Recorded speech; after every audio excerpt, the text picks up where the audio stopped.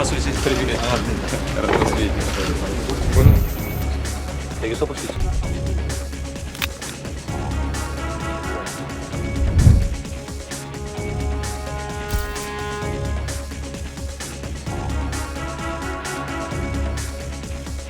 북한 국무위원장 김정은, 러시아 대통령 푸틴, 이 두 사람이 이렇게 보란 듯이 연대를 과시한 모습을 두고 많은 언론과 전문가들은 이렇게 표현했습니다. 위험한 만남이자 위험한 거래다라고요.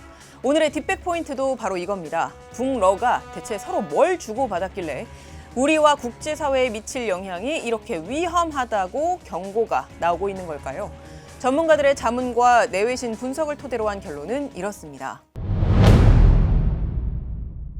일단 북한과 러시아가 서로 뭘 주고받았느냐, 이 부분은요 현재로선 100% 정확히 알기 어렵습니다. 이유는 양측이 구체적인 합의사항을 공개하고 있지 않기 때문인데요. 이렇게 공개된 합의사항이 없다 보니까 전문가들과 언론들은 김정은과 푸틴 이 두 정상이 카메라 앞에서 한 말 또는 북러 당국이 각각 밝힌 입장들을 토대로 서로 뭘 주고받기로 했는지를 가늠하고 있습니다. 일단 김정은의 말 먼저 들어보시겠습니다. 전략전술적 협동과 지지 연대를 가일층 강화해 나갈 때 대하여 만족한 견해 일치를 보았습니다. 앞으로도 언제나 반대 자주 전선에서 언제나 러시아와 함께 있을 것임을 다시 이 기회를 빌어서 확언하는 바입니다. 사실상 우크라이나 전쟁을 일으킨 러시아에 지지를 표하면서 전략 전술적 협동과 연대에 있어서 어떤 합의를 봤다라고 밝힌 건데요.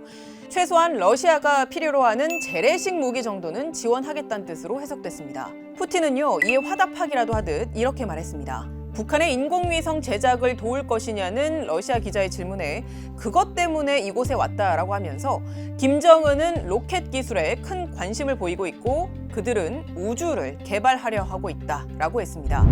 크렘린궁도 북한이 원하면 북한 우주 비행사를 훈련시켜서 우주로 보내는 게 가능하다는 입장을 밝혔습니다. 즉, 북한의 최소한 인공위성 제작을 도와주는 건 물론이고요.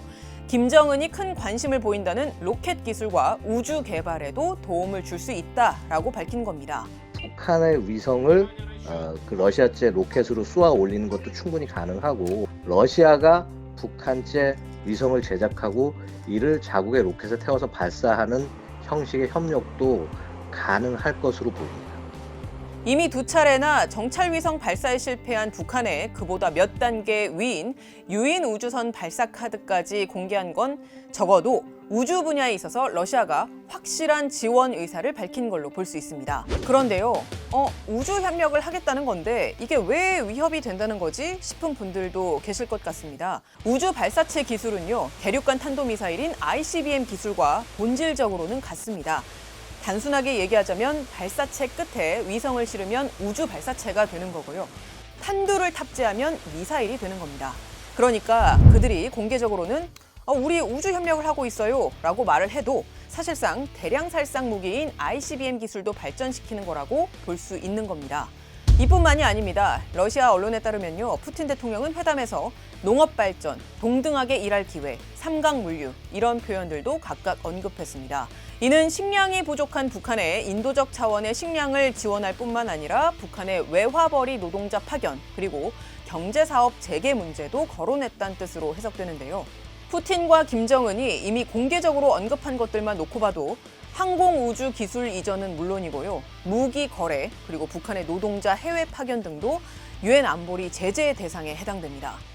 게다가 북러 정상이 만날 때 동석했던 인물들 중에서 군 서열 1위인 리병철을 포함한 최소 4명이 이미 여행금지 대상에 오른 인물들이었습니다. 그런 점에서 북한과 러시아의 두 정상은 이미 대놓고 유엔 안보리 대북 제재를 위반하겠다는 뜻을 밝힌 거나 다름없습니다. 전문가들은 북러 간의 특히 군사협력 강화가 한반도 정세에 일으킬 파장 클 것으로 보고 있습니다. 만약 북러 협력이 심화가 돼서 러시아가 북한의 첨단 무기, 핵무기와 관련한 기술까지 제공한다면 당연히 한반도는 물론이고요. 국제적으로도 심각한 안보 위협이 될 수 있습니다. 러시아가 북한으로부터 탄약은 물론이고 KN-23이나 KN-24와 같은 정밀 타격이 가능한 단거리 탄도미사일이나 더 나아가 대전차 미사일, 대공 미사일 등을 받아서 이것들을 우크라이나 공격에 사용한다면요. 우크라이나 전쟁이 장기화될 뿐만 아니라 한국의 안보에도 큰 영향을 줄 수 있습니다. 실제 우크라이나 전쟁에 활용이 되면서 실전 평가를 할 수가 있고요.